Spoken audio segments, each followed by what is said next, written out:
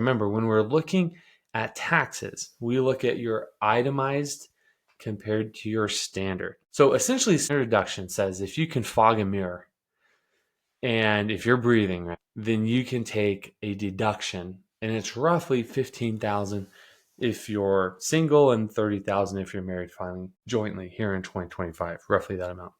In other words, the first $30,000 of income that you generate if you're married filing jointly is taxed at 0% because it's deducted. So let me give you another example. Let's say you make $100,000 as ordinary income in a year. You're only going to be taxed for federal income tax purposes on 70,000 of that because 30,000 is your standard deduction. Itemizing is where they add up very specific things, such as interest on your mortgage if it's a primary residence. Of course, if you have interest on a rental property, you can deduct that, but we're talking about the home that you live in.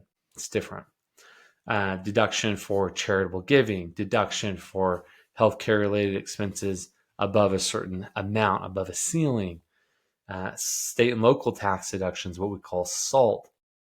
You add all these up, and if the sum of these very specific numbers is greater than your standard deduction, wonderful, you're going to take an itemized deduction in that year. Otherwise, you would do the standard deduction. And since the passing of the Tax Cuts and Jobs Act back in 2017, roughly 9 out of 10 Americans are taking the standard deduction. That means that the interest they're paying on their mortgage, the taxes they pay to their state or as part of property tax, and their charitable giving, they're getting no tax benefit for at the federal level.